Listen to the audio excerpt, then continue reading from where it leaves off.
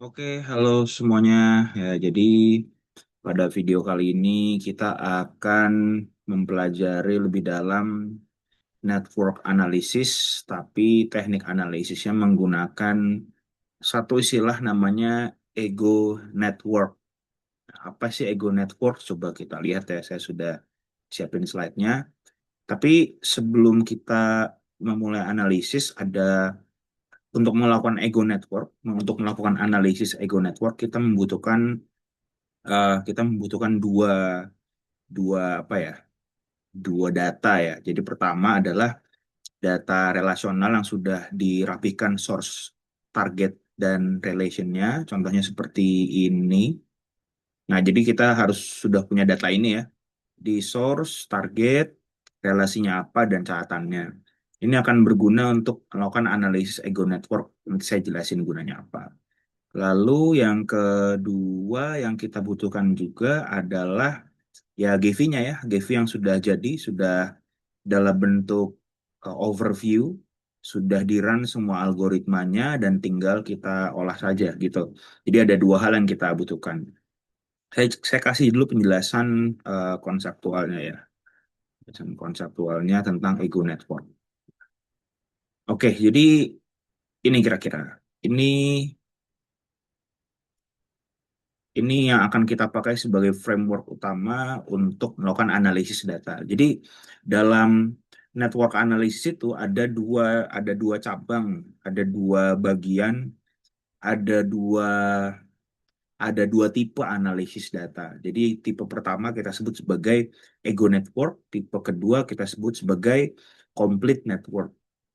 Complete network atau wall network secara keseluruhan itu sebenarnya sudah sering saya bahas di video-video, dan kalau yang menonton ini adalah mahasiswa saya di kelas, ini sudah sering saya ajarkan. Jadi complete network adalah kita melihat sebuah jaringan itu, kita menganalisis sebuah jaringan dari keseluruhan aktor di dalamnya. Jadi kita nggak hanya melihat satu aktor, tapi kita melihat keseluruhan nih. Jadi gimana cara melihatnya? Ya kita lihat algoritmanya. Contoh, kalau kita mau melihat jaringan secara keseluruhan, berarti kita lihat dulu nih ada berapa klaster, ada berapa modular di situ.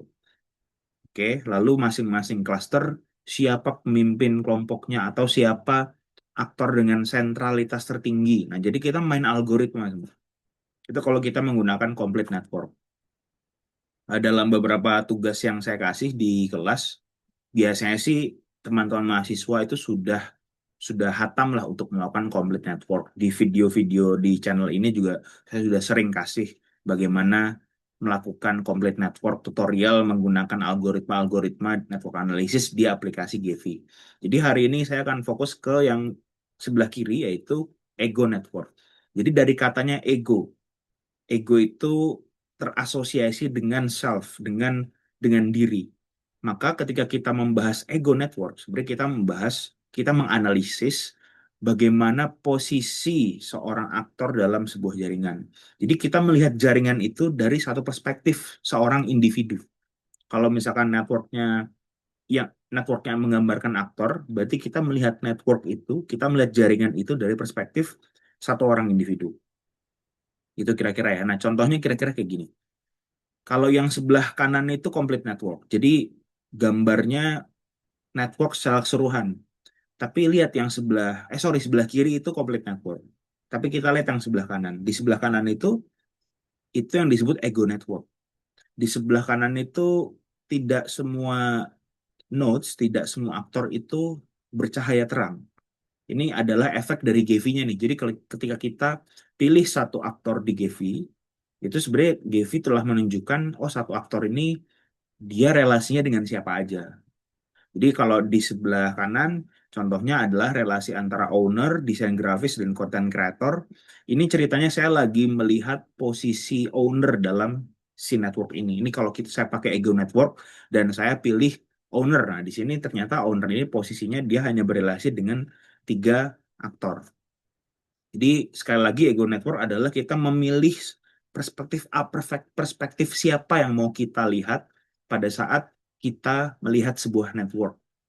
Networknya adalah ini ceritanya perusahaan agensi, ada fotografer, ada content creator, ada owner, admin, vendor produksi, dan seterusnya. Lalu di antara seluruh aktor yang ada dalam perusahaan marketing agency ini, saya memilih satu aktor untuk saya pilih perspektifnya dan saya pilih owner. Dan pada saat saya pilih owner, ternyata posisi owner dalam network ini cuma berelasi dengan dua aktor saja, kira-kira kayak gitu. Kalau di GV teman-teman, ini kira-kira nanti hasilnya seperti ini ya. Nah ini, kalau ini kan GV di overview ya. Nah kita nggak usah diklik, kita hover saja di notes owner. Nah ini kan kelihatan ya. Kalau kita pilih perspektif owner itu nanti ada dua aktor yang berelasi dengan dia. Bagaimana kalau saya pilih perspektifnya admin? Nah, kalau admin berarti relasi ego networknya kayak gini. Jadi admin berelasinya dengan vendor produksi, content creator, fotografer, dan talent. Itu ya. Jadi ego network sekali lagi kita harus memilih perspektif siapa yang mau kita pakai untuk menganalisis data.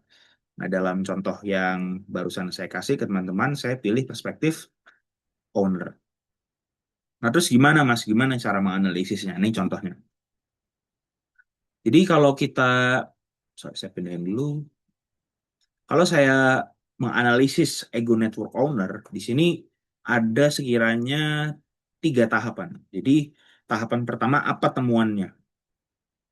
Temuannya adalah owner hanya berelasi dengan desain grafis dan konten kreator. Jadi kalau kita pakai ego network kan temuannya seperti itu. Lalu kita munculkan pertanyaan yang mau kita jawab. Mengapa owner hanya berelasi dengan dua aktor saja? Iya, mengapa dengan desain grafis dan konten kreator saja? Kenapa tidak dengan admin? Kenapa tidak dengan fotografer? Mengapa? Jadi dari temuan turun jadi sebuah pertanyaan yang ingin kita jawab. Nah, pertanyaan yang kita jawab itu akan kita jawab dengan sebuah analisis. Nah, di sini cara menganalisisnya adalah kita harus buka sumber data relasional yang sudah kita siapkan. Jadi caranya adalah kira-kira seperti ini ya. Jadi yang kita mau analisis kan owner ya. Owner tadi relasinya dengan konten owner itu secara ego network hanya berelasi dengan konten kreator dan fotografer atau desain grafis ya lupa saya. Tapi di sini filternya kita unselect lalu kita pilih owner saja. Nah, di sini kita sudah melihat nih owner itu secara ego network relasinya adalah komunikasi, komunikasi, persetujuan, komunikasi, persetujuan, persetujuan, persetujuan, dan koordinasi. Di sini ada satu, dua, tiga, ada tiga relasi komunikasi, lalu ada satu, dua, tiga, empat relasi persetujuan. Nah, jadi kita sudah dapat nih relasi-relasinya itu didominasi oleh relasi persetujuan. Kita kita pahami dulu ya. Jadi pada saat kita mau menganalisis, yang kita analisis bukan gambarnya, tapi relasinya apa? Relasi yang ada dalam dalam tabel data relasional yang kita punya apa? Ternyata kalau kita pilih perspektif ego network owner, maka relasi dominannya adalah persetujuan dan komunikasi. Tapi dominantly adalah persetujuan. Nah, di sini analisis yang saya berikan sebagai contoh adalah relasi yang dilakukan owner didominasi oleh komunikasi dan persetujuan. Hal ini disebabkan owner merupakan pemegang kekuasaan tertinggi di perusahaan. Ya, betul ya, karena owner. Dia CEO-nya. Jadi dia sudah pasti orang tertinggi secara hierarki di perusahaan marketing agency ini. Nah, tapi keahlian dalam produksi konten itu dimiliki oleh konten kreator.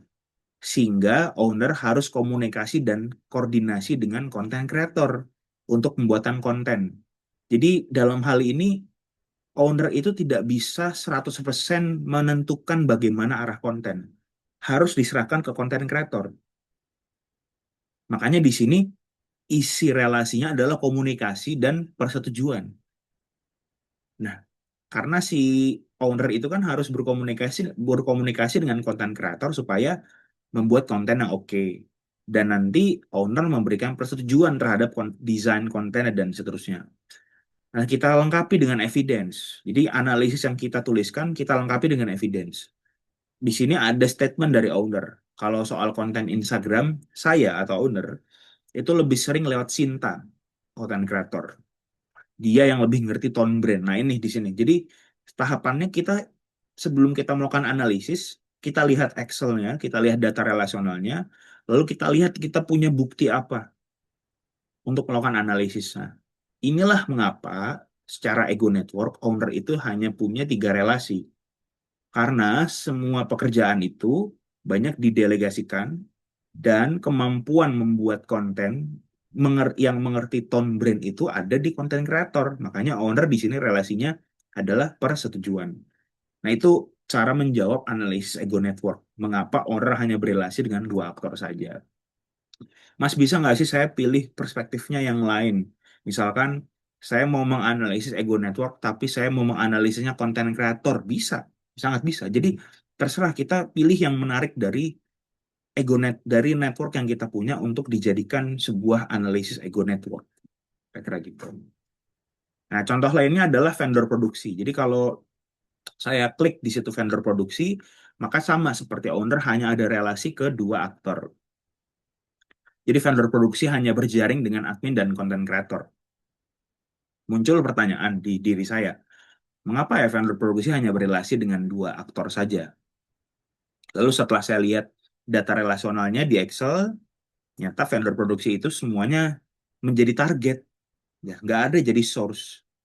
Vendor produksi itu tidak pernah berposisi sebagai source dan selalu menjadi target. Dan di sini evidence adalah untuk produksi saya hampir nggak pernah langsung ke vendor, biasanya Nina yang urus. Jadi di sini ada statement, ada evidence bahwa vendor produksi itu hubungan eratnya memang dengan Nina atau admin. Nah, jadi di sini analisis yang saya munculkan adalah relasi yang dilakukan oleh vendor produksi itu didominasi oleh komunikasi dan koordinasi. Ya, karena di sini kan jelas ya relasinya komunikasi dan koordinasi. Selain itu, semua posisi vendor produksi dalam jaringan adalah sebagai target. Nah, itu seperti yang saya sampaikan di awal. Hal ini menandakan vendor produksi harus menunggu pekerjaan direncanakan oleh konten kreator, lalu diproses oleh admin. Jadi, konten kreator itu posisinya dia merencanakan pekerjaan, setelah rencananya clear, dia butuh vendor untuk production. Nah, yang mengurus productionnya itu, yang mengurus administrasi dengan vendor produksinya adalah admin atau Nina di sini.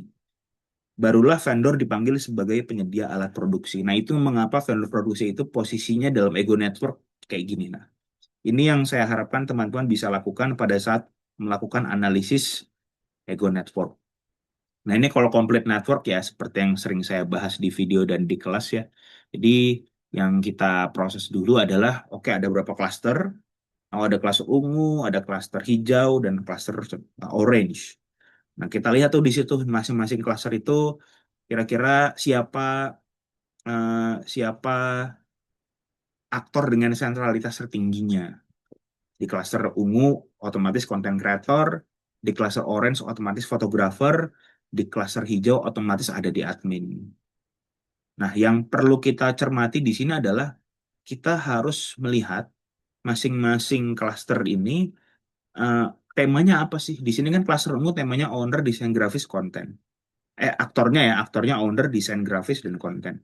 Cluster hijau aktornya adalah admin dan vendor produksi. Begitu juga cluster orange punya aktor tersendiri. Tapi yang kita tidak tahu adalah eh, apa tema, apa yang membuat masing-masing aktor ini menjadi satu modular.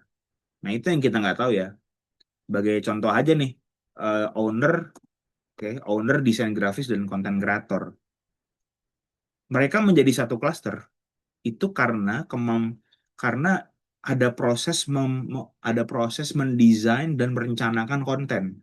Dari mana taunya? Taunya dari data relasional lagi. Jadi kita klik di sini owner, lalu desain grafis dan konten kreator sebagai source. Nah, kita pelajari nih, kalau mereka jadi source, itu relasinya yang terjadi apa aja.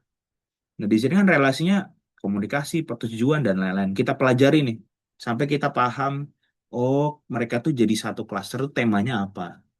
Nah, kalau dari kita baca semuanya, mereka menjadi satu klaster, klaster ungu, itu karena posisi mereka memang penting untuk merencanakan konten. Ini yang membedakan mereka dengan klaster hijau dan klaster orange gitu kira-kira. Nah, teman-teman bisa lakukan cara ini ya untuk semua klaster. Jadi dicari aja mereka pas jadi source tuh temanya apa. Gitu kira-kira.